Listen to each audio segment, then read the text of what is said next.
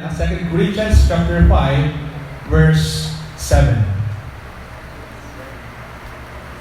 2 Corinthians chapter 5, verse 7.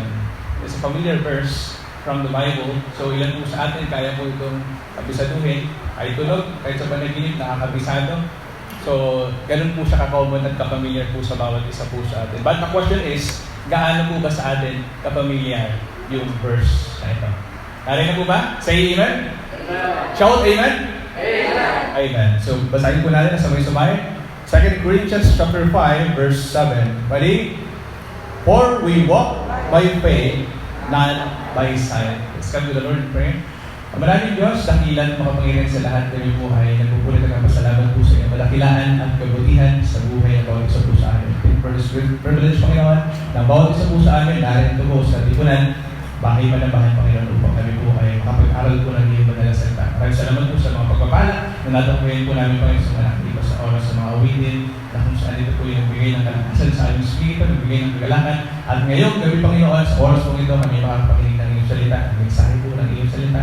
Dalangin po namin, Panginoon, na kausapin po kami. Dalangin po namin na malayang pagkilos po ng Diyos sa Malayang Espiritu na upang sa amin po ay kumilos at mamusap, Panginoon. Gamitin niya lamang po as your lips, Panginoon, to speak your words, to proclaim the truth, and your words, Panginoon, malayang po ito siya mag-usap, kumilos sa puso ng bawat isa po sa amin. Ito po ang sabang dalangin namin sa pangalan po ng aming Panginoon Kristo na aming Panginoon at tagapagligtas. Amen. You may be seated, please.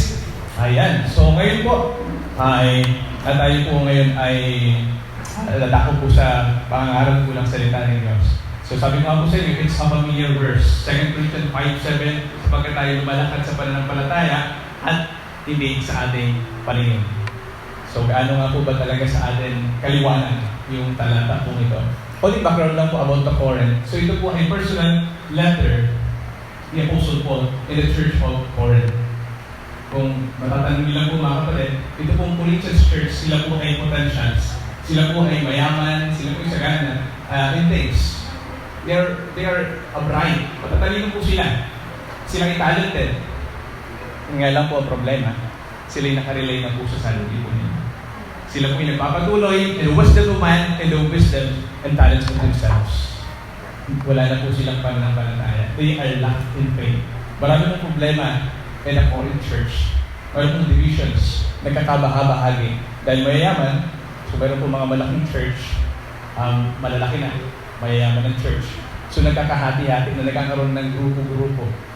So kaya, so mainam po dito, nakikita ko po dito sa church, sa simbahan po ito, mayroon pong unity naman, bawat isa. Na-observe ko naman po yun. At yung nga lang po problema sa Church of Corinth, nagkaroon na po sila ng divisions. Nagkaroon po ng pagkakabahabag. Apollo ako. Ako kay Pablo ako. So nagkaroon na sila ng kanya-kanyang kung pipili sila. They based in their side. Nakapili sila, ito magaling ito dito ako.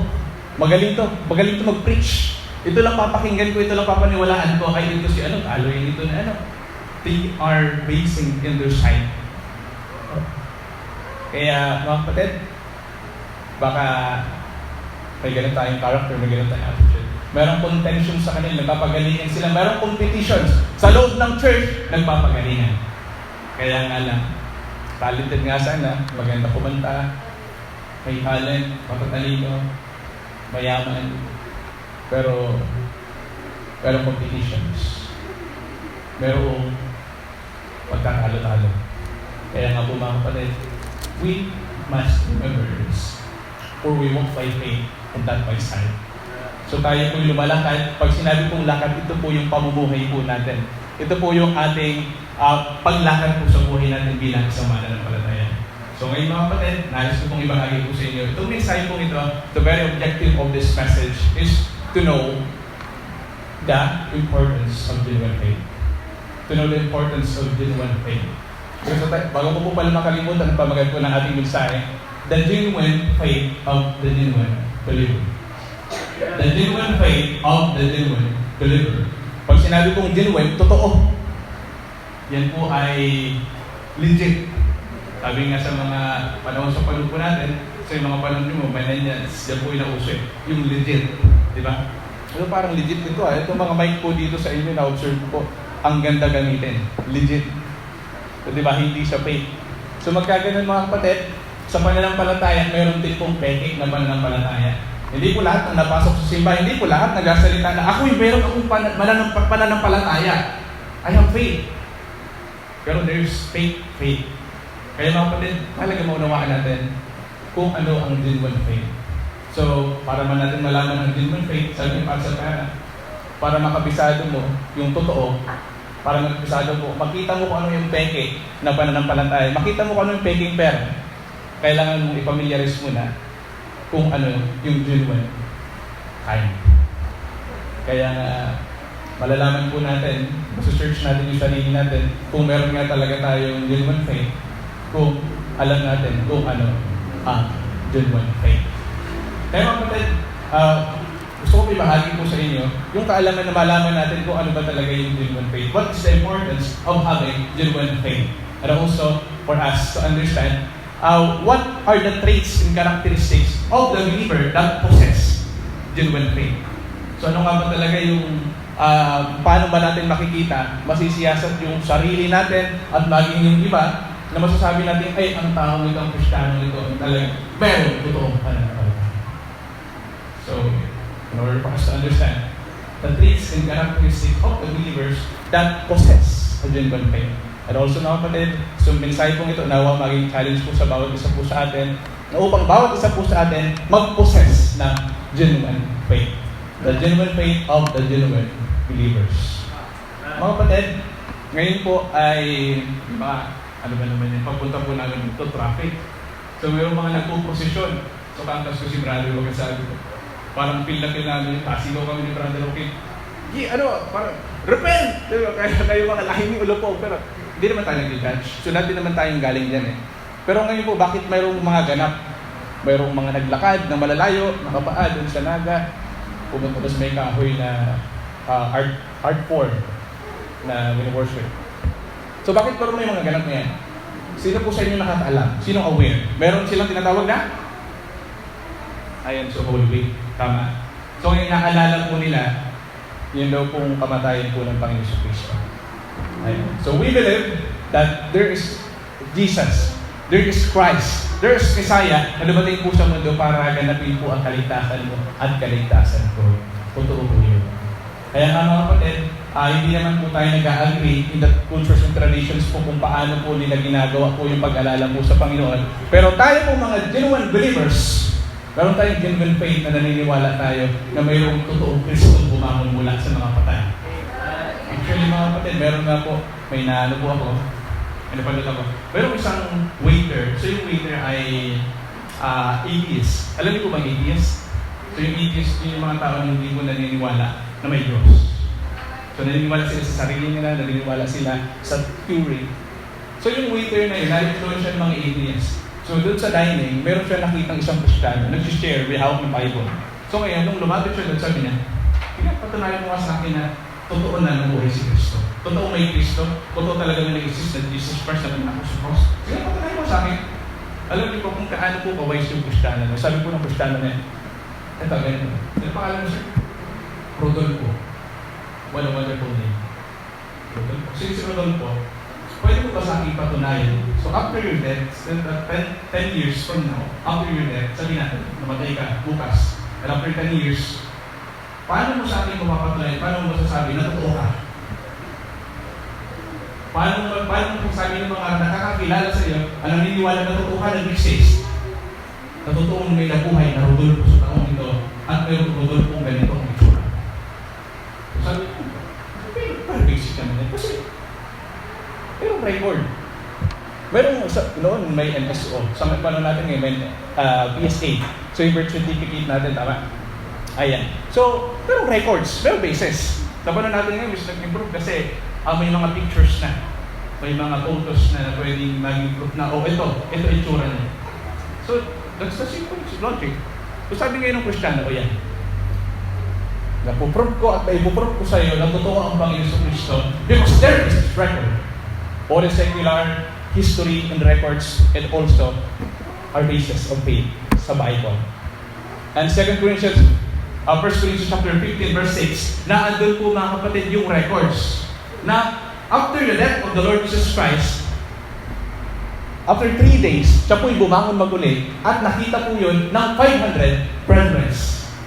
Marami pong eyewitnesses, marami pong nakakita, marami pong nakakapagpatotoo at nagpatotoo na totoong bumangon ng Kristo na ating tagapagligtas ang sinasampalatayan.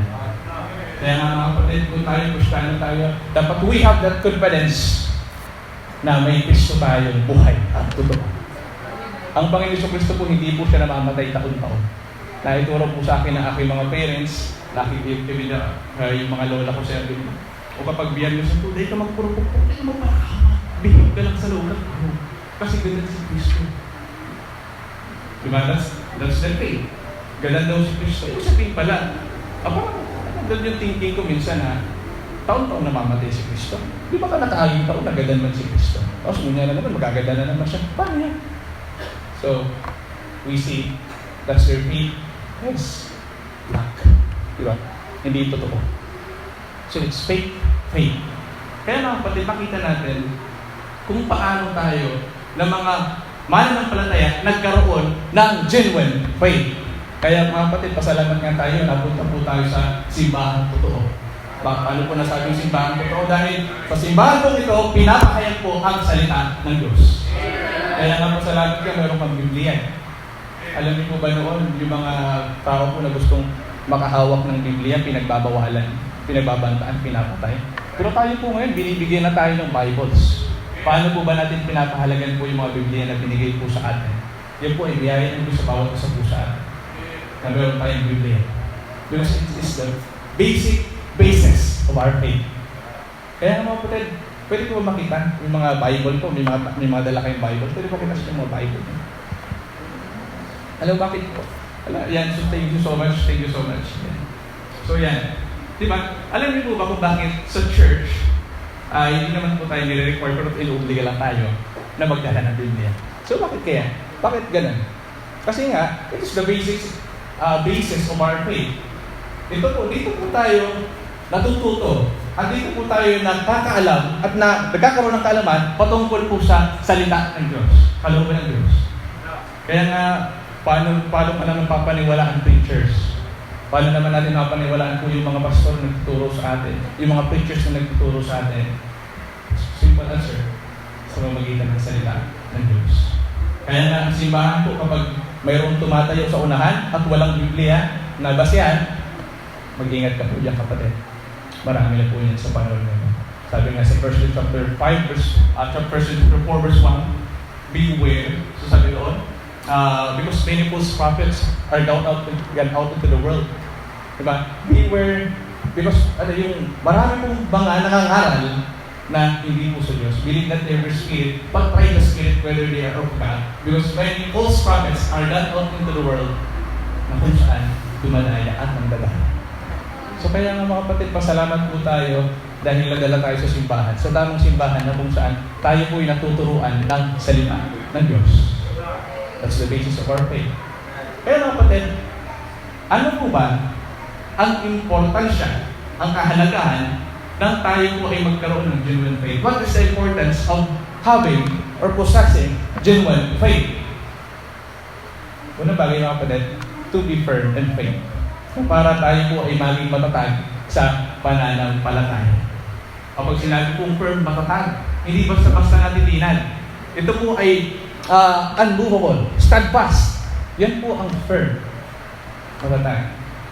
Pero po isang pastor, siya po disappoint sa kanyang mga members. Dahil ang dami-dami tumanggap sa Panginoon Kristo. Ang dami-dami nang nabaptize, pero walang nagiging matatag. Walang firm in faith. Mag-araambon lang dahil na makasimba. Walang paninindigan. Sabi nga, may pa yung katon, mayroong stand, pero yung Kristiyano, walang stand. So, paano naman natin naasahan po ang isang Kristiyano na mag-stand, maging firm in faith, kung hindi naman genuine ang faith? Kaya, it is impossible for a person that say that he has faith, pero hindi genuine faith, na maging firm in faith. Kaya nga, it is very important for us na magkaroon tayo ng genuine faith. Kasi para mapanindigan natin yung ating pananampalataya. And also the importance of having genuine faith is to be flourish in faith. So bakit ang tagal-tagal mo na sa simbahan, hindi ka lumalago?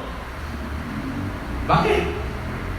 Simple answer. Baka hindi naman kasi genuine yung faith mo. Kaya isang Kristiyano po kapag walang genuine faith, kahit pray ng pray, attend din natin ng gatherings, hindi mo expect ang paglago. Kasi nga lang po mga kapatid, ang mga lumalago lang, yung po mayroong genuine faith, yung mayroong totoong pananampalataya. The importance of having genuine faith, to be firm in faith, to be flourish in faith, and lastly, to be fruitful in faith. Paano nga naman po na makakapag-akay ka ng kaluluwa kung hindi genuine ang faith? Magiging fruitful po tayo, ibig sabihin, mamumunga tayo, magmumultiply tayo, makakapag-akay tayo ng kaluluwa, makakapag-invite tayo, makakapag-sumil tayo. So paano makakapag-sumil kung wala kang genuine faith? Mag-share ka ng gospel. Ano sabi lahat? Sabi ni Pastor, pinakula si Kristo para sa kaligtasan ka. Sabi lahat. Basta, libo mo lang magsisi ka, sumampalataya sa Panginoon. Maliligtas ka. Nakikita ngayon nung tinuturuan mo, nung sinishare mo, hindi ka confidence na sinishare mo, hindi makitaan ng genuine faith, so paano paniniwalaan? So mahirap po, mga kapatid, na tayo po maging fruitful in faith kung wala nga tayong genuine faith. Hindi tayo, mahirapan tayo mamunga, mahirapan tayo makapag-akay ng kaluluwa, mahirapan tayo makapag-invite. Marami na natin ginawang strategy para makapag-akay ng kaluluwa. But, nasaan sila? Ba't wala pa? Kasi baka may problema sa ating faith. Baka wala tayong genuine faith. Kaya mga kapatid, the genuine faith of the genuine believers.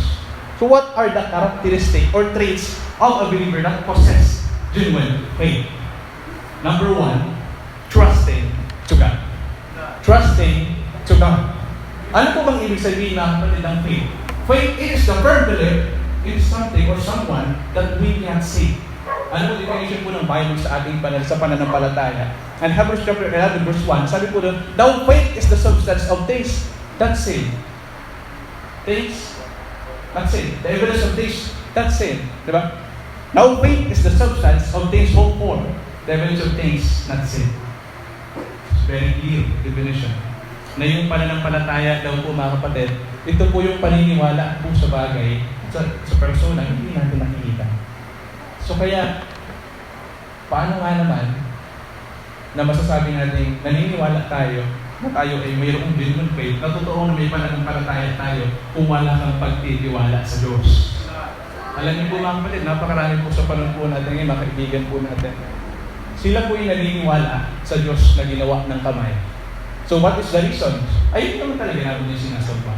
So gumagawa kami yan kasi para mayroon lamang basihan na paano mabaga mag-pray na mayo kung naiiling. Diba? So ganun po ang tao. Even in the history, the Israelites, gumawa sila ng golden calf nung umalis si Moses. Kasi actually naman, they walk not by faith, they walk by sight. Why? Kasi nung nawala si Moses, yung basihan nila, ang salita ng Diyos, yung basihan nila na man of God, nung nawala, sabi nila, Aaron, gawa tayo ng Diyos natin. Iniwan na tayo ni Moses. Diba? We clearly see na sila po ay lumalakad based on their soul, not by faith.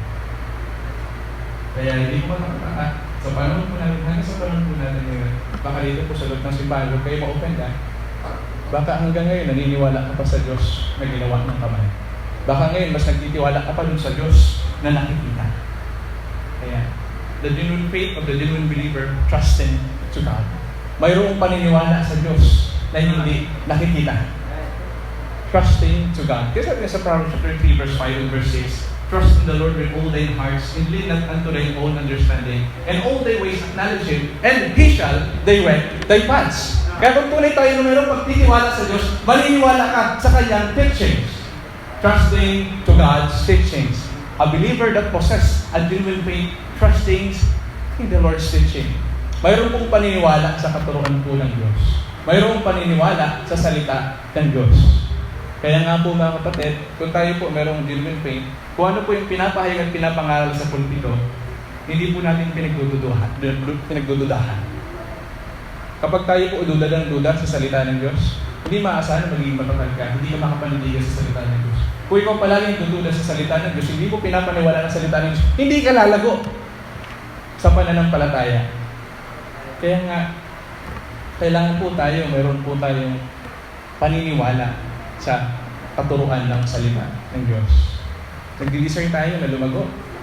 Kailangan mo maniwala sa salita ng Diyos.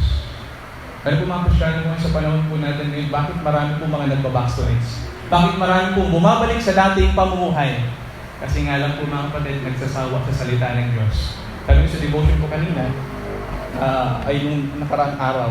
So meron pong mga nag-pray, they expecting to receive something, pero dahil nga lang po, nabumuhin sila sa salita ng Diyos, hindi na nila gusto makinig sa salita ng Diyos, hindi na po pwede na sila ipakinggan ng Diyos. So when a person hates to hear God's word, so even his prayer is abomination to the Lord. Sabi po na King Solomon in his Proverbs. Kaya mga kapatid, nawa po yung mga attitude po natin pag napasok po tayo sa simbahan. Nawa, handa. Kaya sabi nga ng pastor po namin, bawat every worship natin, bawat Sunday na nanambahan tayo, ang preparation po niya, hindi po maaga ng Sunday. Ang preparation po niyan, actually, Saturday. Dahil kung saan Saturday pa lang, nag-pray na tayo na maitama yung puso natin, maiayos yung puso natin. Hindi na puso ang inaayos, kahit po yung damit. Dapat pinaplansya na natin, inaayos na natin. Kasi para pagbangon natin, minsan nga po yung mga Kristiyano na bago matulog, nakasuot na yung pang-worship niya sa kinabukas. So ganun po ka-excited po. Kasi gustong-gusto niya makapakinig ng preaching. Inaabang-abang niya kasi matututo na naman ako sa salita ng Diyos. Masaktan man ako, pero yan nagpapagaling sa akin, yan nag-aayos sa buhay ko, yung salita ng Diyos. Kaya nakakabless po yung mga Kristiyano po na pag dumarating sa loob ng bahay panambahan na expecting at excited talaga na makapakinig ng salita ng Diyos, ng pangangaral ng salita ng Diyos. Kaya, tayo po ba, kapag tayo po nakapakinig po ng pangangaral ng salita ng Diyos, ano po ba ang effect sa atin? Baka pag nakasapul ka ng salita ng Diyos, sabihin mo, isa na naman kayo ni Pastor na araman. Nag-chismis na naman. Si kapatid siguro. Yung pa lang nang-inistoryan ko ang problema ko. Ano sinabi na kayo kay Pastor? Pero actually mga kapatid, ang salita po ng Diyos ay buhay. For the word of God is quick and powerful and sharper than any sword, persecuted the divine essence of soul, spirit, and of the joints and marrow. And it's the discerner of the thoughts and intents of the heart. Kaya po mga kapatid, ang salita ng Diyos, it is quick. Buhay po ito. Kaya nga minsan may nagsasabi, dito sa mga baptist na yun, pag nag-preach daw, pasigaw-sigaw. The word of God is quick. Ito po yung buhay. Mayroon naman, nag-preach tayo dito, mangangaral tayo dito. Ganito huwag kayo masasaktan. Kapatid, pag pumapasok po tayo sa simbahan, makikinig tayo ng preaching, dapat hindi po tayo nag-expect na dito manunod tayo ng K-drama. Manunod tayo dito ng anime. Pagpasok natin sa simbahan, huwag natin expect na entertainment. Wala pong entertainment po sa loob ng church. Actually, mga kapatid, dito po naahayag ang truth. Dito po tayo tinatama. Dito po tayo tinutuloy. Kaya mga kapatid, napakasarap pag natututo sa salita ng Diyos. Para matuto tayo, trust in God's teaching. Trust in God's teaching. Trusting to God. And also, trusting to God's testing. Kaya kung tayo po may genuine faith, maniniwala po tayo, magtitiwala tayo sa mga testing na pinapadaan sa atin ng Diyos. Pag sinabing testing, it is the trials of your faith. Ito yung mga darating sa punto sa buhay natin na mayroong mga sitwasyon na may hirapan tayo. Mayroong mga hardship, mayroong mga tribulations, mayroong afflictions, mayroong mga panahon na iiyak ka, masasaktan ka. Kung kayo lang maging Kristiyano, kayo ko pa itong naranasan. Alam niyo po mga kapatid, ako man, nakaka-relate din po ako sa mga ganong drama. Kasi nung ako po yung naging Kristiyano, doon po dumating yung point sa buhay namin, sa buhay ko, na talagang nagiging masaya na sana ako sa paglilingkod. Pero ba't may dumarating? Ba't kailangan pang dumating ang mga pagsubok? Bakit kailangan pang dumating ang mga problema? Bakit may mga pagkakataon pa na iiyak ako, masasaktan ako dahil sa sitwasyon na dumaraan sa buhay ko? Akala ko ba ang pagiging Kristiyano masaya? Kapatid, totoo nga naman masaya po pag naging Kristiyano ka. Pero huwag natin na-expect na along the way, walang problema. Sa ating pong buhay pagiging Kristiyano, palagi pong may problema. Actually mga kapatid, kahit ng believer ka pa man, nung hindi ka paligtas, wala ka pa sa simbahan, wala ka pang salita ng Diyos na pakinggan, may problema ka na. Kung tutusin nga po, mas mahirap yung buhay natin nung wala pa tayo sa Panginoon dahil marami tayong problema, sarili lang natin, tayo lang po yung mag-isa na sumusolusyon sa problema. Pero ngayon lang po na tayo po ay Kristiyano na, may problema na tayo, pero mayroon tayong Panginoong Kristo. Mayroon tayong Diyos na kasama, mayroon tayong Panginoon na masasaligan at mapagkakatiwalaan. Kaya sabi nga po sa Hebrews chapter 13, verse 5, and yung sabi ni Panginoon Kristo, I will never leave you nor forsake you. Yan po yung garantiya po mga kapatid, na hindi po tayo iiwan, di pababayaan ng ating Panginoon. May testing, mahirap, iiyak ka, masaktan ka, ma-open ka. Palaging meron pong pagkakataon mga kapatid. Ang discouragement po, palaging everywhere yan. Anytime, anywhere, everywhere. Kahit yung katabi mo, sige, tignan mo ka. Encourage ka din ngayon, masaya kayo ngayon, nag-uusap-usap kayo, pero darating yung time, magiging discouragement din sa'yo. Yes, actually. Ito nakatayo dito sa unahan, yung mga tumatayo dito sa unahan, nakaka-motivate sila, na-encourage tayo sa kanila, pero darating yung time, madi-discourage ka din dito. Ma-open ka dito. Ma-open tayo sa bawat isa. Paglabas mo sa simbahan, ang sigla-sigla mo ngayon, paglabas mo sa simbahan, mayroong discouragement. Pagdating sa bahay, maraming discouragement. Pagdating sa school, may mga discouragement. Pagdating sa bahay, sa trabaho, palaging mayroong discouragement. Kaya nga mga kapatid, mayroong mga discouragement. Mayroong mga trials, mayroong testing po sa atin. Diba sa school, most of us students, sa mga youth na alam niyo po ba, nakaka-relate po ako sa inyo. Kung sa tuwing naririnig niyo po, sabihin po ng teacher, get 1/4 sheet of paper. Shit, ano naman? Kuha lang. Hirap naman ng quiz. Hindi mo na nagsabi si ma'am na ma-quiz ngayon. Pagkatapos ng quiz, nag-check. Okay, so review kayo class ngayon kasi next week, exam natin. Oh, naku, exam. Diba? So, we hate testing. So, pag mag-examination, magkakaroon ng mga formative assessment. So, nai-stress tayo. Kasi grabe, puspusa na naman pag-aaral natin dito. Pero actually mga kapatid, alam niyo ba, sa school pa lang ina-exercise na tayo sa mga testing, sa mga examinations. Kasi bakit? Diyan natin nakikita kung talaga natututo tayo sa mga pinag-aaralan natin. Alam niyo po dito po sa pananambahan, sa mga services, nakikinig tayo ng preachings. Yung tunay po na pagkakaalam at malalaman po natin kung talaga natututo tayo kapag nai-apply na natin yung mga bagay na natututunan natin. So, true learning is by doing. Kapag natututunan natin i-apply, gawin yung mga natutunan natin mula sa salita ng Diyos, malalaman natin na nai-apply na natin yung natututunan natin sa salita ng Diyos. Kaya nga mga kapatid, trusting to God's testing.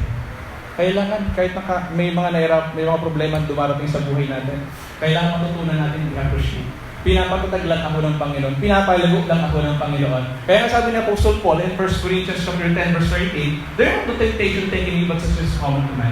But God is faithful, who will not suffer you to be tempted above that ye are able. But will with the temptation also make a way to escape, that ye may be able to bear it. Napakaliwanag po mga kapatid, na sa buhay natin bilang isang Kristiyano, there is nothing common. Yung mga Kristiyano, nagdrama, Panginoon, bakit ako pa nakaranas nito? Ang dami naman ng Kristiyano, ang dami naman ng hindi matapat sa'yo, pero ba't sa akin mo pumili kayo ang pagsubok na to? Diba? So, nakikita ko sa mga mata niyo, parang, wala, ako yan So, minsan, gano'n, diba? Minsan parang inisip natin na tayo lang nakakaranas ng pagsubok na pinagdadaanan mo. So, maaaring, nakikita ko sa mga mata niyo, so maaaring masaya kayo. Pero alam ko deep inside, some of you, ngayong gabing ito, kanina, mayroong pinagdadaanan. Mayroong sitwasyon sa buhay mo na napaisip ka, bakit ako pa nakaranas nito? Bakit ko ito nararanasan? Kapatid, actually, we're studying common. Yung na-experience mo na pagsubok, na-experience din niya ng katabi. Sabi nga niya po, so Peter, dumadaan mo tayo ng trials, pero na-experience din yan ng mga saints in the whole earth, in the whole world. Na-experience nila. We're studying common. May na-experience tayong problema ngayon, actually, in the Word of God, meron tayong mga basis kung ano ang solution. There is always solution. Kahit gaano kahirap ng math equation, ng problem, in math, problema nga eh. Pero there's always given solution. Palaging mayroong solusyon ang Diyos. At kapag binigyan tayo ng test ng Diyos, hindi niya tayo bibigyan ng test na mag-iiksik sa kaya natin at sa kaalaman natin. Palagi siya magbibigay ng testing sa atin na kakayanin natin. Dahil alam ng Diyos na makakaya natin. May mga point na talaga hindi ko po kaya. Wala talaga eh. Hindi ko na ito malalampasan. Dito na lang ako. That's the very good point na lumapit ka sa Panginoon. Mayroon tayong Diyos na makakatuwang sa atin. Casting all your care upon me who take care for you. Kaya nga po mga kapatid, ang ganda po sa atin. Mayroon tayong palaging malalapitan. Mayroong Diyos na palaging nakikinig. Mayroong Diyos na handa palaging tumulong sa atin. Kaya nga, the genuine faith of the genuine believer, trusting in God's teaching and trusting in God's what? Testing. And also, trusting in God's timing. Alam mo, kapatid, sa lahat ng pagkakataon, mayroon pong perfect timing. Kaya nga, kapag nagtataka tayo, marami tayong prayers. Pero bakit? Marami sa prayers natin, wala pa din. Na talagang, sa pagkakaunawa natin, ito na talaga, Lord. Ito na dapat yung time. Ibigay mo dapat sa akin, kailangan ko na. Kaya, minsan maraming Kristiyano na di-discourage na mag-pray. Pero nga po isang Kristiyano, meron lang siyang isang kabisadong memory verse. Pero yung isang memory verse na yun, madami na siyang na-share sa mga tao. Luke 1:37, for with God nothing shall be impossible. Nagagawa niya na makapag-encourage. Nagagawa niya ng sa mga tao. So, isang memory verse lang. Yun na yung life verse niya at yun lang yung only golden verse niya sa buhay niya. Yung Kristiyano na may golden verse, napatanong siya sa sarili niya, sa Panginoon. For with God nothing shall be impossible. Kaya naman ang Panginoon ibigay sa akin yung pinagpipray kong ito. Madali lang to sa Panginoon. Isang magic lang ng Panginoon. May bibigay na to sa akin. Pero bakit until now wala pa din? Ang tagal ko na pinagpipray pero wala pa din. Kapatid, kailangan nga lang natin maunawaan yung perfect timing ng Panginoon. Kailangan may perfect timing. So kala mo siya na, pero may mas best pa pala ang Panginoon. Mayroon kang iniiyakan ngayon, Panginoon siya na talaga, siya na yung forever ko. Panginoon, kapag hindi siya, mamamatay ako. Alam niyo po, meron isang dalaga, sa isang simbahan, lumapit po sa pastor. Nagningi ng consult sa pastor. Tuwang-tuwa. Pastor, ano po ako sa inyo? Sa church na ituturo, sa simbahan na dapat ikaw, kapag meron kang gagawin decision, kailangan nag-consult sa pastor. Kaya po mayroong pastor, kasi para lumapit tayo, hindi tayo ng consultation, ng payo. Kasi sila yung mas nakakaalam. Sila yung may inam na may payo. Kaya natutunan nyo ng Kristiyano yung dalaga. Lumapit sa pastor, Pastor, pwede po makita ko sa akin. Kasi magkagaling po, Pastor. Lalo siya, hindi talaga nakikita ng pastor. Nandun yung galak sa loob niya. Hinigilig siya. Hindi niya pa man sasabi, pero nalidiscern ng pastor. Ano ba yung kapatid? Ano po kasi, Pastor? Ano talaga eh? Siya na po, Pastor. Tagal na po ako nagpipray, tapos nakita ko po siya, Pastor. Tapos sabi niya po sa akin, Pastor, handa niya daw ako mahalin at alaman. Yung po, Pastor, mabait po yung Pastor. Wapo siya, tapos siya yung ideal man po talaga. So sabi naman ng Pastor, ayan ba kapatid, nandito sa church? Ayun nga lang po, Pastor, wala po sa church. Okay lang. Siguro, pero Kristiyano siya, Kristiyano naman siya. Pero Pastor, mabait siya, Pastor. Talagang, nakikita ko siya na talaga, Pastor, ang binigay sa akin ni Lord. Siya na yung matagal na inaantay ko na answered prayer sa akin ng Panginoon. Siya na yun. Alam niyo, siyempre, ang Pastor, hindi naman po yan magpipilit sa atin ang gusto niyang ituro sa atin. They just giving advices. Nagbibigay na sila ng payo, pero hindi sila magkukontrol ng desisyon natin. Kaya nasa sa atin nga lang, kung lalapit tayo sa pastor, kung handa tayong makinig at sundin yung payo nila. Kaya yun nga pong dalaga pong yun, nasaktan po siya sa payo. Yung pastor, siyempre, be not unequally together with unbelievers. For what fellowship hath righteousness with unrighteousness? And what communion hath light with darkness? And what concord hath Christ with Belial? Or what part hath he that believeth with an infidel? Kaya nga po tayo mga kabataan, darating po tayo sa stage na papasok tayo sa pakikipagrelasyon. Kaya nga mga kapatid, kailangan maging aware tayo na baka yung mga desire natin ay wala sa gawain ng Panginoon. Pagka ganun po, magiging miserable tayo. Bagamat pinayuhan na po yung dalaga, sabi ng dalaga, pero Pastor, kung hindi po siya, Ikamamatay ko, pastor. O hindi naman, wala magawa yung pastor. O sige, ikaw bahala. Basta sinabi ko yung totoo sa'yo. Alam niyo po, siguro 1 taon po yung lumipas, bumalik ngayon yung kapatid. Nabalitaan ng pastor, nakapag-asawa, inasawa na talaga ng dalagang yun. Umalis sa simbahan, wala sa simbahan, at ngayon, pagkalipas sa 1 taon, bumalik. Tapos, uwi niya. Oh, kapatid, kamusta? Kaya ka? Pastor, tama ka, pastor. Kala ko talaga, pastor siya na eh. Kala ko talaga, angel siya sa buhay ko. Yung pala, fallen angel siya, pastor. Binubugbog ako, pastor. Pastor, tulungan mo ko kasi kung hindi ko siya iiwalay, ikamamatay ko. O ano, nakakalito, pastor. O nung hindi kayo, kung hindi kayo magkatuluyan, ikamamatay mo. Kung ngayon na kayo na, ikamamatay mo pa rin. Ano ba talaga? Ano? Kaya, mga kapatid, kailangan matuto tayo sa tamang timing. Nagpipray ka na mag-asawa, 15 years old ka pala. Grabe naman. Hindi ka pa nga marunong mag-prito ng itlog. Asa pa sa magulang. Hindi pa totoo maglaba. So paano kang mag-aasawa kung ganyan ang sistema? Wala pang trabaho, wala pang pangbuhay sa pamilya.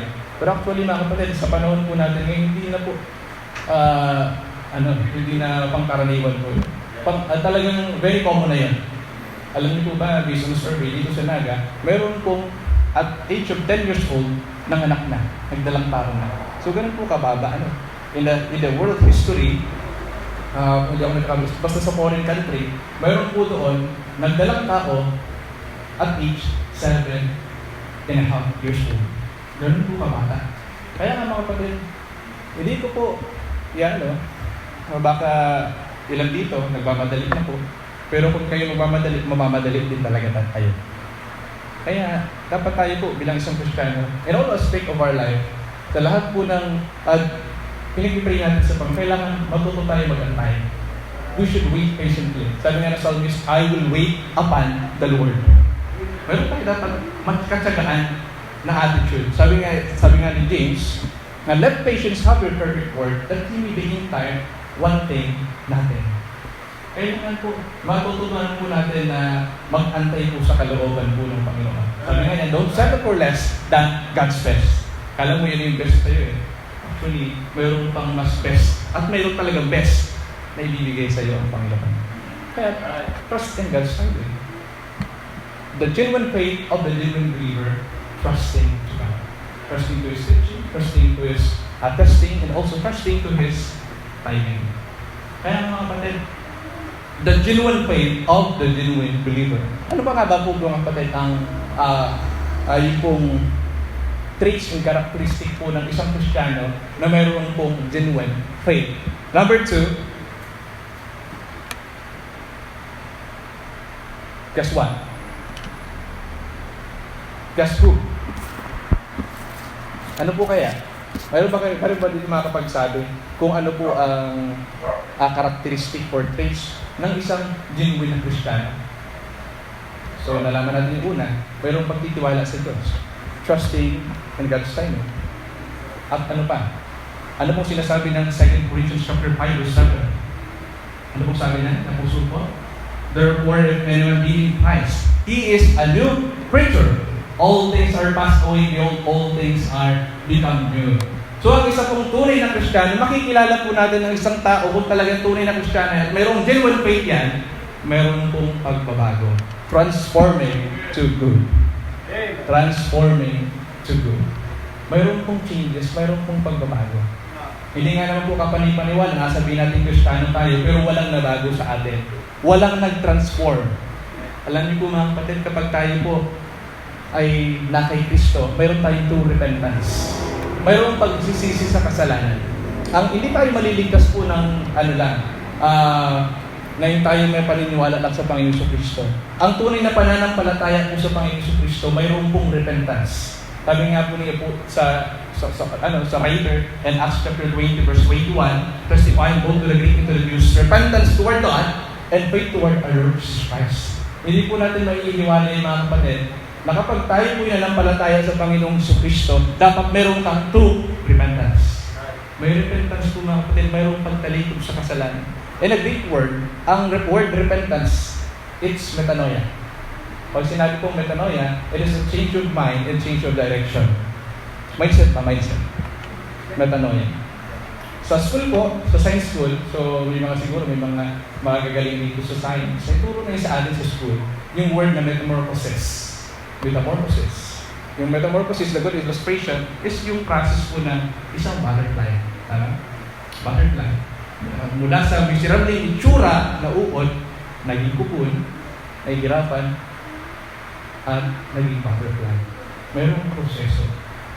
Galing sa isang miserable uod na nakakadiri, nakakaalis, nakakaasiwa ng itsura. Hindi ka nais-nais ang itsura, makate, miserable. Pero dumating sa pagkakataon sa buhay, sa pamilya, naging kupon siya at naging siyang isang napakagandang creation. Naging siyang butterfly. Hinahangaan, hinaaliwan ng mga.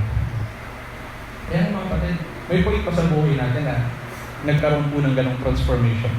Na dating miserabling tao ka, pero nabago ka nung ikaw ay nasa Kristo na. The genuine faith of the genuine believer, mayroon pong transformation, transforming to good. Baka naman ikaw, nung pumasok ka sa simbahan, imbis na pabuti ka, naging pasama. Ano na lamang po ang testimony po natin. Kaya nga pagkaganon po, hindi naman natin maiwasan, may mga ganun napasok po sa simbahan. Imbis na bubuti, mapabuti, naging miserable. Kasi nga lang pala, walang genuine faith. Napasok sa simbahan, pumasok sa simbahan, nagpabaptize, nag-ministry din, kumanta-kanta sa choir, nagtugtog din ng instrument, pero hindi pala sa Panginoon nakatingin kay sister. Ay, ang ganda naman kasi ni sister, ang puti ni sister, ang ganda kumanta. So talagang kaya napunta lang sa church kasi may sister. Kaya napunta sa church kasi may brother. Ang ganda rin, ang gwapo-gwapo naman kasi. Kaya hindi lumago, hindi tumatag, hindi nabunga, kasi walang genuine faith. Kaya pagka ganun po mga kapatid, kailangan ang isang Kristiyano, kung talagang tunay na Kristiyano tayo, mayroong pagbabago, transforming to good. May nabago na ba sa ating attitude? Yung attitude natin, nabago na po ba? Ano po bang observation natin sa attitude natin? The way tayo magsalita, the way tayo makisama sa mga tao, mayroon na po bang magandang pagbabago? Baka hanggang ngayon, nagmumura ka pa. Marunong ka pa magmura-mura. Hayop na aso to. Okay naman, ayos naman yun. Kasi hayop naman talaga yun. Pero sa tao mo sasabihin, di ba? So kung tayo po nung unbeliever pa tayo, puro tayong pagmumura. Mga walang kabuluhan na salita, pero dapat kung Kristiyano na tayo, puro na dapat pagmamahal. Hindi na pagmumura, pagmamahal na ang lumalabas sa ating Biblia. Sabi nga sa Colossians chapter 4 verse 6, let your speech be all with grace, seasoned with salt, that you may know how you ought to answer every man. Kailangan po. So, bawat salita na lumalabas sa ating Biblia, dapat naliling pagpapala. Dapat nabiyaya na. So, ano na po ba yung attitude natin? Baka hanggang selfish ka pa. Nalay ka malang maagad-agadan. Trabaho ka man. Agad ka mang kimamong palo. Pero para ano ba lang, hindi ka ba makatabang sa ano. Hindi ka ba lang makatabang sa nananaiko.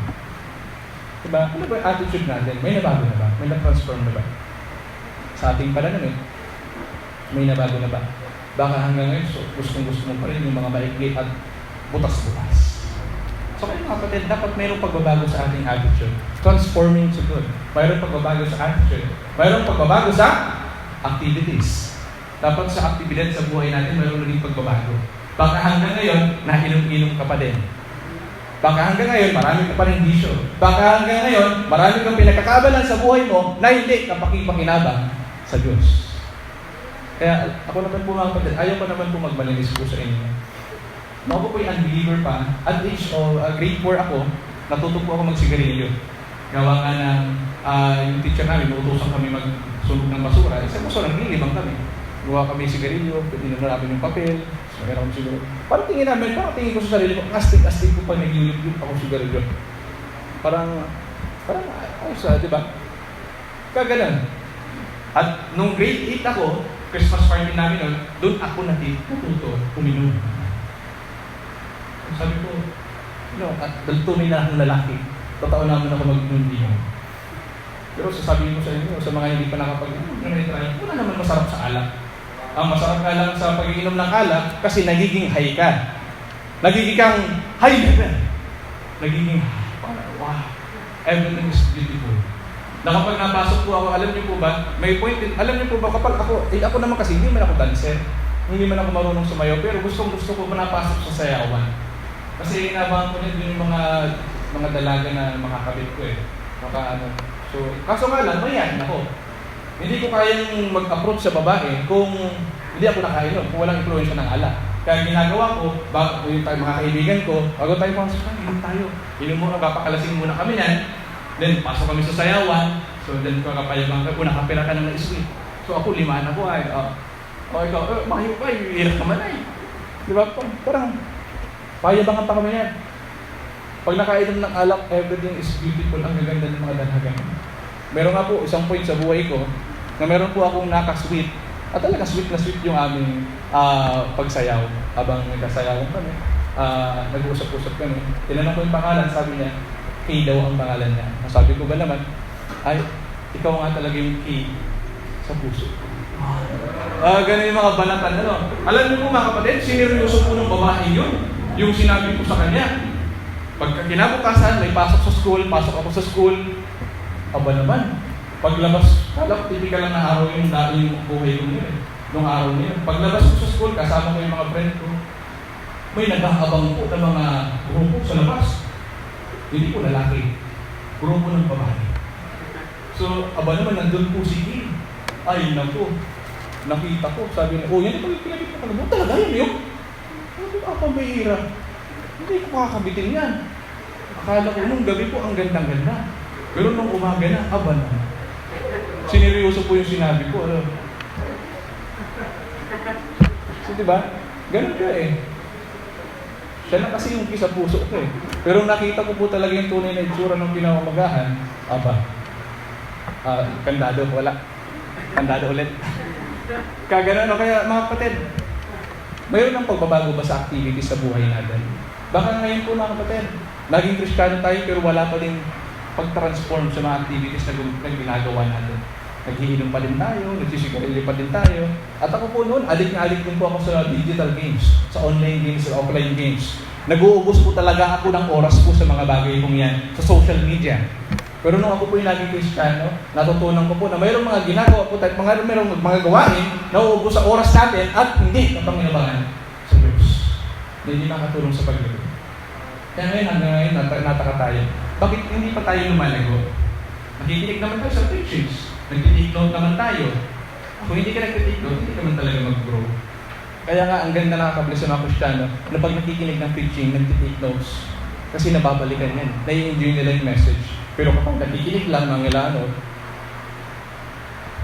Amen! Yung pala tinanong, sino nga punta ng impyerno? Yan. Diba? So, kaganon. Tayo po ba mga kapatid? Nandun po ba yung attitude natin na mayroon na pong pagbabago? Na enjoyment natin yung salita ng Diyos? Na kung saan? Ang hirap-hirap po paniwalaan kapag walang true changes sa activities natin. Kung natutunan ko po sa pakikinig ng salita ng Diyos na nasaktan po talaga ako honestly na malaman ko na mayroong mga gawain po na hindi makakatulong sa paglagot ko. Kasi ako po bagong mananampalataya pa lang talagang inibig ko na po talaga at ninais ko na po talaga na lumago sa pananampalataya. Dahil nalaman ko at natutunan ko na kapag palago ka sa pananampalataya, malago din ang pagpapala sa iyo ng Panginoon. Give, it shall be given you. Good measure, pressed down and shaken together, and hand over shall men given to your bosom, or by the same measure that He made, without it shall be measured to you again. Kung gaano tayo nag-i-effort sa Panginoon, kung gaano tayo lumalagot sa Panginoon, ganyan din yung lagot ng pagpapala sa atin ng Panginoon. Sabi nga yan, kapag napagkatiwalaan ka sa maliit, kapag napagkatiwalaan ka sa mas malaki. Kaya sino ba nga naman po mga kapatid, ang Kristiyano na hindi maghahangad lumago? Lahat po tayo sa loob ng simbahan kong ito, gusto lumago. Tama? Sino po dito gusto mo lumago? Pwede ko ba makita ang kamay? Yeah, pakita nga po ng kamay. Sino po yung mga Kristiyano na gustong lumago sa pananampalataya? Ay, nangalay na. O hindi, pagkataas nga lang ng kamay, nangalay na. Paano pa yung paglago? Di ba? O yan. So, di ba? Halos lahat tayo gusto nating lumago sa pananampalataya. Pero bakit kapatid, parang ang hirap-hirap lumago sa pananampalataya? Actually, ang sikreto lamang, mayroon po mga bagay na dapat tayong isasakripisyo at may mga bagay tayong pagsasakripisyo. Ganun po sa paglago.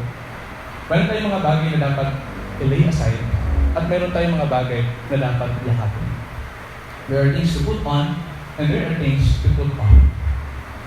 Yung put off, yung mga bagay na hindi makakatulong sa ating paglago.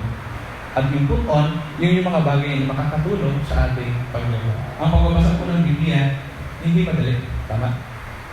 Pero yan po ang sekreto sa paglago natin. Kapag we-pray, mahirap. Sabi nga naman ng isang Kristiyano, mahirap man kasi mag-pray.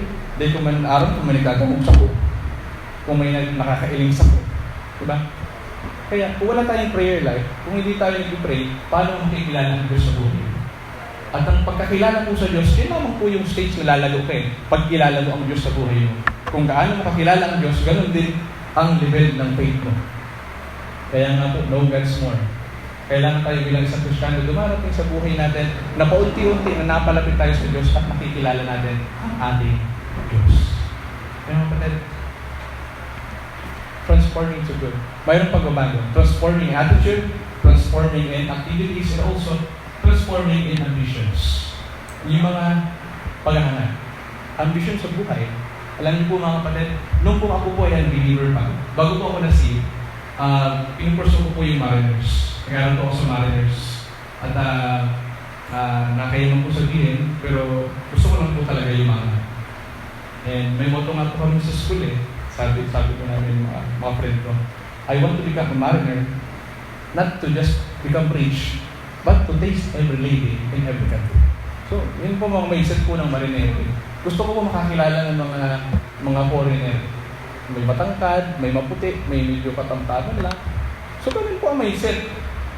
Pero alam niyo po mga kapatid, nung ako po ay naging Kristiyano, nakita ko po, pinakita po sa akin ng Diyos na hindi makakatulong sa aking paglago at pagundan sa pananampalataya kung ako'y magpabarko. Kasi bakit? What is my basis? Bakit naman brado dyan? Sayang man. Ako lang tabang mapunta sa simbahan. Bakit? What is my basis? The Word of God. Sa barko, malayo sa simbahan. Walang pastor na nagtuturo, walang salita ng Diyos na nababahagi, walang kapatiran na nagpapalakas sa akin, wala sa gawain ng Diyos. So paano ba naman ako lalago? Paano ba naman ako magtitiban? Kaya nga mga kapatid, kung yung ating ambisyon sa buhay, given na malalayo ka sa Diyos, mayroon kang maglilingkuran, mayroon kang ministry, malalayo ka sa ministry mo, hindi mo na magagawa yung ministry mo, hindi ka na makakapagsimba, walang salita ng Diyos, walang pastor ang tuturo, at walang pagpapala sa buhay mo ng Diyos. Kaya nga, let's fix our ambitions in life. Nasa sa atin naman po ang choices. Mayroon tayong free will. Pero kung gusto natin maging firm in faith, gusto natin maging flourish in faith, gusto natin maging fruitful in faith, kailangan mayroong transforming. Transforming to good. Transforming the attitude, the activities in life, and also our ambitions. And number 3, and last, treasuring things of God. The genuine faith of the genuine believer, kung ikaw talaga yung isang Kristiyano, na totoong Kristiyano at mayroong totoong pananampalataya, you will treasure things of God. Treasuring things of God. Na kung ano yung mga bagay sa Diyos, yun ang mahal natin. Yun ang ninanais natin. Yun ang kagalakan natin. Yun ang treasure natin. Kaya sabi nga sa Matthew, Matthew chapter 6, for where your treasure is, where will your heart be also. Kaya kung tayo yung Kristiyano may tunay na pananampalataya, we'll treasure things of God. Treasuring things of God. What is the things of God? Scriptures. Yung salita ng Diyos. Tinitreasure natin yan. Iniibig natin yan. Na para bang, pag naiwan mo sa church, yung Bible mo, talagang babalikan mo yan. Kasi paano? Wala kang devotion eh. Merong isang member, merong isang pastor na kwento sa akin. Kasi meron daw silang daily devotions. Kinakausap niya daw yun. Nag-send sa kanya ng mga devotions niya. So, observa niya yung isang member na yun. Ang gaganda pa ng explanation dun sa devotion. Sinesend through chat. Tapos nakita ng pastor, yung Bible, naiwan. Naiwan ngayon sa church. So, paano itong kapatid na ito nakakapag-send sa akin ng mga devotional, ganito? ito yung verse, ganun. Meron silang ganun, knocking meetings. Paano ito nakapag-send sa akin ng daily devotion niya na wala siyang Bible? Iyon pala, ginamit ang internet, nag-search lang sa internet, sinend kay pastor. Walang devotion sa buhay. Kaya, kung tayo ay genuine Christian and we have this genuine faith, we will treasure the things of God. We'll treasure the Scripture. Aalagaan natin ang salita ng Diyos. Na ba, yung Bible natin, papahalaga natin, iingatan natin yan. Hindi yung purit-purit na yung Bible mo, ang dumi-dumi ng Bible mo, hindi mo binabalutan yung Bible, hindi. Walang pag-iingat. At walang pag-iingat ng salita ng Diyos sa buhay, sa puso. So, hindi ka pa rin paniwala na may genuine faith. Kaya the genuine faith of the genuine believer, treasuring things of God, the Scripture, and also the things of God, the souls, yung kaluluwa. Kung tayo yung mananampalataya na mayroong genuine faith, mayroong kang puso sa kaluluwa. Kaya nga po ang Panginoon Jesucristo sa kanyang ministry, wala po siyang ibang ginawa kundi maipakita sa lahat ng tao yung kanyang compassion for souls. Kaya po nakakita ng mga tao ang Panginoon Jesucristo, the great multitude, He was always moved with compassion. Palagi po siyang naaawa. Tayo po ba yung Kristiyano na mayroong habag sa classmate natin? Alam mo yung kaklase mo hindi ligtas? Naaawa ka ba sa kanya? Mayroon pang pag-book sa iyo yung banal na espiritu na share siya ng kaligtasan. May katrabaho ka na alam mo hindi ligtas, alam mo mapahamak sa impyerno, meron ka bang compassion na bahaginan siya ng kaligtasan? O baka wala, bahala ka man din mapunta sa impyerno. Basta ako ligtas na ako. Hindi ko ganun ang tunay na Kristiyano mga kapatid. The genuine faith of the genuine believer, mayroong pagmamahal sa kaluluwa. Kaya magagawa natin mag-share ng gospel. Alam niyo po, hindi po madali ang mag-share kung talaga lang mayroon tayong tunay na compassion pagmamahal sa kaluluwa. Alam niyo po, ang dalawang na nagiging problema kung bakit hindi tayo makapag-share ng gospel. Dalawang inang. You are ashamed and you are afraid. You are ashamed. Baka anong isipin sa akin dito? Baka nakakaya naman. Malaman na ano ako. You are ashamed. Sabi nga niya, Apostle Paul, for I am not ashamed of the gospel of Christ, for it is the power of God to salvation. The new person also agrees. Hindi siya afraid. Hindi siya ashamed. Hindi kinakaya yung gospel ng Panginoon Jesucristo. Kasi sa mamagitan nun, yung pagkakataon, yun yung bagay na kung saan nagkaroon siya, at dahil na nagkaroon siya ng buhay na walang hanggan, nagkaroon siya ng kaligtasan. Bakit magkakaya ang Kristiyano ka? Kinakaya mo na pupunta ka ng langit?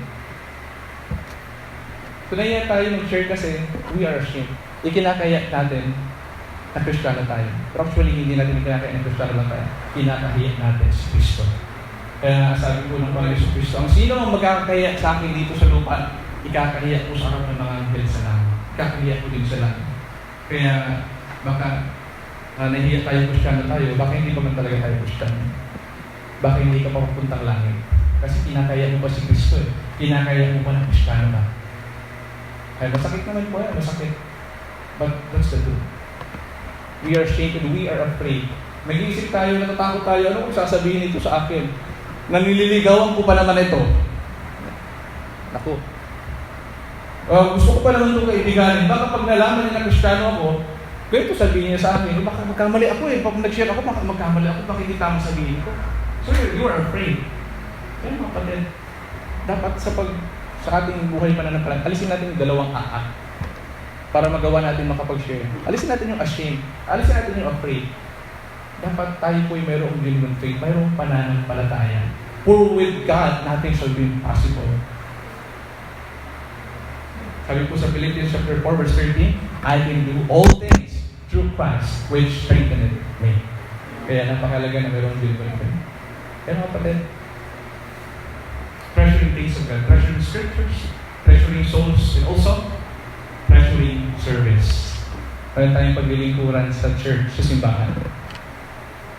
Choir member ka, kumakanta ka sa Panginoon, nag-play ka ng instrument, pero kung gawain, leader ka in soul winning, leader ka sa tuturo ka sa mga bata, pero kapatid, gaano mo ba tinitreasure yung ministry na pinagkatiwala sa iyo ng Panginoon?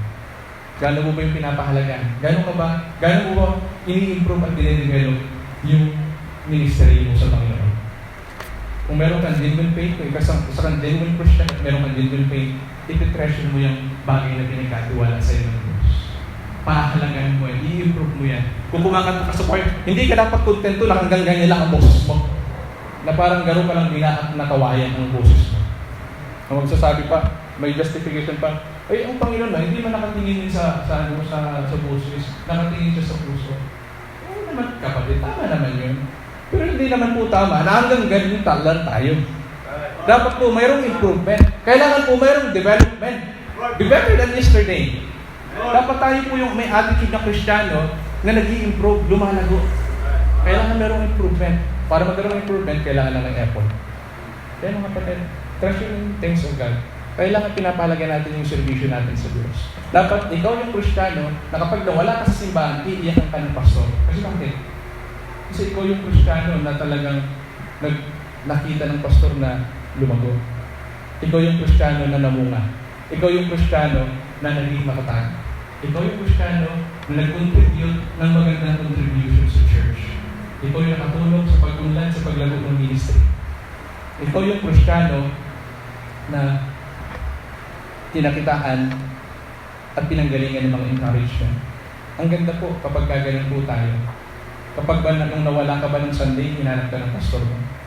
O baka nung nawala ka sa Sunday, sabi na pastor mo, mabuti, wala si kapatid. Makakapag-preach ako ng ayos. Walang makakaano sa akin, makakadistract. Diba? Ano bang impression natin sa pastor natin? Tayo po ba yung Kristiyano na sa mga kapatiran, maganda ang image natin, maganda yung pangalan natin? Tayo ba yung Kristiyano na pinanggagalingan ng encouragement? Kaya sabi sa Proverbs 22 verse 1, a good name is rather to be chosen than silver. Mas mainam po na tayo po yung mayroong magandang pangalan. Nasa loob ng simbahan, nasa labas mo ng simbahan. Kaya nga, treasuring things of God. Pahalagan po natin yung mga paglilingkod po natin sa Diyos.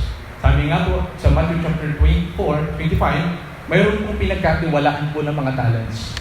May pinagkatiwalaan ng 5, 2, at 1. Fair ba ang Diyos? Yes, fair po ang Diyos. Because bawat isa sa kanila, pinagkatiwalaan according sa kaya nila at magagawa nila. Kaya nga po makita po natin doon mga kapatid, na yung 2, pinagkatiwalaan ng 5 at 2, inalog na ng Diyos. Why? Because na-develop nila, napalago nila, na-doble nila yung binigay sa kanila ng Diyos. Kasi nag-improve sila dun sa pinagkatiwala sa kanila ng Diyos. Pero yung pinagkatiwala ng isa ng alam, hindi pa napagtapatan. Kaya napagtapatan tayo kapag naging matapat tayo sa kaunting bagay, pagkatiwalaan tayo sa kaunting bagay, mapagkatiwalaan tayo sa mas malaking bagay. Na inaadmire natin yung ibang member of this church kasi mabuti pa si kapatid. Marami siyang ministry, ako ito lang. Minsan naman tayo may attitude na pangit-pangit naman ng boses mo, ba't kumakanta yan dyan? Ikaw maganda pala boses mo, hindi ka kumakanta. Mas nakakabless pa yun. Kumakanta sa Panginoon kahit sa kabila ng hindi maganda boses mo. Kaya nga puso nga lang kapatid, puso. Kaya nga kapatid, the genuine faith of the genuine Christian. Treasuring things of God. Treasuring scriptures, treasuring souls, and treasuring services. Kaya mga kapatid, tayo po ba yung Kristiyano na mayroong tunay na pananampalataya? Masasabi mo natin na I walk by faith and not by sight. Ako yung lumalakad sa pananampalataya. Ako yung Kristiyano na mayroong genuine faith. Bakit? Bakit ko masasabing ako yung Kristiyano na may genuine faith? Kasi I trust in my God, trusting to God. But also, what's the next? I have transformation, transforming to good. At bakit ko masasabi na mayroon akong genuine faith? Kasi I treasure the things of God. Kung tayo po yung Kristiyano po na makakapagsabi po na yun, tayo po yung magiging Kristiyano na magkakaroon ng firm in faith, magiging tayong firm in faith, magiging tayong flourish in faith, magiging tayong malago sa pananampalataya, at magiging tayong fruitful in faith. Kaya mga kapatid, kamusta po ang ating buhay bilang isang Kristiyano? Gusto po ba natin maging malagong Kristiyano? Gusto po ba natin magkaroon po ng matatag na pananampalataya? Gusto po ba natin maging mabungahin sa pananampalataya? Kailangan po natin ng genuine faith. Kailangan natin magkaroon ng totoo pananampalataya. Mga kapatid, kung tayo hindi pa tayo umaabot sa ganung level, pero may pagkakataon pa. Every gising is blessing. Palaging may chance. Palaging mayroong binibigyan pagkakataon sa atin ng Diyos. May mga bagay tayo ngayon na gusto natin iwan, may pagkakataon pa para iwan. May mga bagay ngayon na gusto natin gawin, may mga pagkakataon pa, may chance pa tayo para gawin ito.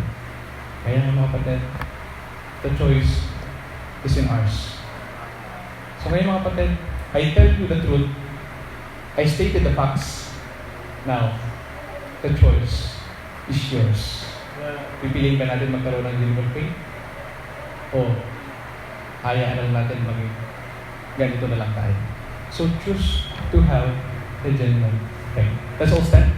Let's pray. Ama namin Diyos, dakilan, makapangyarihan sa lahat. Maraming salamat po Panginoon sa mensahe ito na sa amin po ay hindi po pinagkaloob. Maraming salamat po Panginoon sa pangungusap, sa bawat isa po sa maraming salamat po Panginoon. Paalam niyo po kami Panginoon, pinalalahanan po kami na kami po bilang sa Kristiyano dapat lumalakan po kami sa buhay po namin ito na mayroon pong tiyak at tunay na pananampalataya Panginoon. Tulungan niyo po kami Panginoon na hindi lamang po namin maging bibig na kami po ay pananampalataya. Na hindi lamang po namin maging bibig na kami po ay may pananampalataya po sa iyo. Kundi kami po ng Kristiyano Panginoon na sa pamamagitan ng aming gawa ay papakita po namin na kami po ay mayroong tunay na pananampalataya. Panginoon, tulungan niyo po kami dahil sa kami po ay marami pong pagkukulang. Kami po ay we have weaknesses Panginoon. Pero po kami lackness. Kaya tulungan niyo po kami Panginoon na magawa po namin ang pagtiwala ka sa aming buhay. Tulungan mo po kami Panginoon na magawa po namin na magkaroon po kami ng pagbabago sa aming buhay, na nakikita po ng aming mga magulang, nakikita po ng aming mga kaibigan, nakikita ng aming mga klase, nakikita ng aming mga katrabaho, yung magandang pagbabago na ginawa mo po sa aming buhay. Lord, help us. Dahil sa ganang amin, wala po kami magagawa. Tulungan mo po kami, Panginoon, na ibigin po namin, i-treasure po namin ang mga bagay po na sa iyo, Panginoon. Tulungan po kami, Panginoon, na magkaroon po kami ng genuine faith. Help us, Lord. At kung ako man po, Panginoon, sa sarili ko, nakikita ko po na ako hindi pa tunay na ligtas, wala po kong tunay na pananampalataya. Tulungan mo po ako, Panginoon, na makaranas po ako ng kaligtasan, magkaroon po ako ng genuine faith. Tawagin ko sa pasasyon.